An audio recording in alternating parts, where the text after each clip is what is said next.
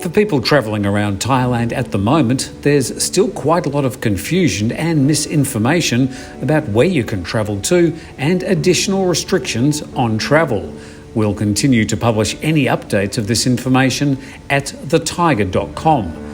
For people travelling out of red zones, that includes Bangkok, to other parts of the country that are lower risk zones, orange, yellow and green, there are a number of precautions in place. How these precautions are applied in practice is sometimes up to the local governors and officials, and also sometimes up to you with advisories about your behaviour when you arrive at your destinations.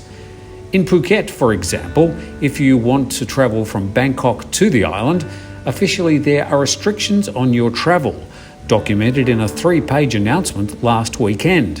There was even talk of a 14-day self-quarantine being in place. This week, the Tourism Authority of Thailand has clarified that travellers will not have to do a 14-day quarantine if they travel from Bangkok, except from 4 high-risk areas in the capital. Other provinces have other conditions and precautions in place, including 5 central and eastern provinces, which are considered high risk at this time, where travel is restricted to and from these areas. For travellers, this is what you can expect from at least the airports at the moment if you're travelling. Firstly, many of the domestic airlines are having to juggle around their flights, so you should check your bookings before you leave for the airport and see if you've been bumped onto a later flight. The schedules have certainly been cut back by all the domestic carriers. Check-in has been mostly the same at least Suvarnabhumi Airport. Then there's the usual security check that your passport matches your boarding pass before you can proceed to the departure gates.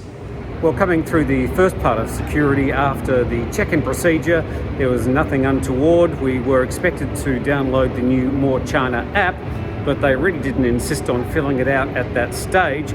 Although I suspect once we get to Phuket, there will be some checking of the Mor Chana app. I've already downloaded it. But at this stage, all I can say is, apart from things being very quiet, nothing else is different. Well, we didn't even have to go all that way. Before getting on board the plane, the airline staff did walk around the lounge and ask people to download the Mor Chana app and fill it out. There are 4 questions to answer, which will then give you a rating and QR code.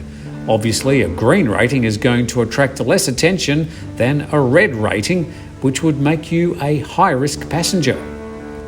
Some provinces also have their own tracking and tracing apps that you may be asked to download.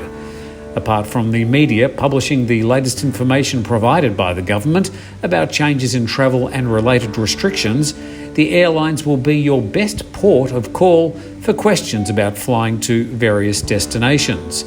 They've been charged with administering much of the restrictions. Airport staff will also be briefed on all the latest changes or information. Then, of course, there was the "I wasn't told that" moments that you'll need to sort out as you go.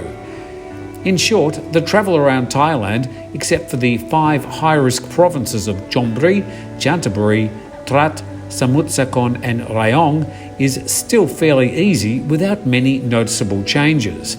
There are also 4 districts in Bangkok, not in the touristy areas, that are also causing concern for authorities. All this is a fluid situation, and you'll just have to keep that in mind if you are travelling, and expect the unexpected. If you're driving from province to province, there is also likely to be some additional checkpoints. You can keep up to date with all the latest information about travelling around Thailand at thetiger.com.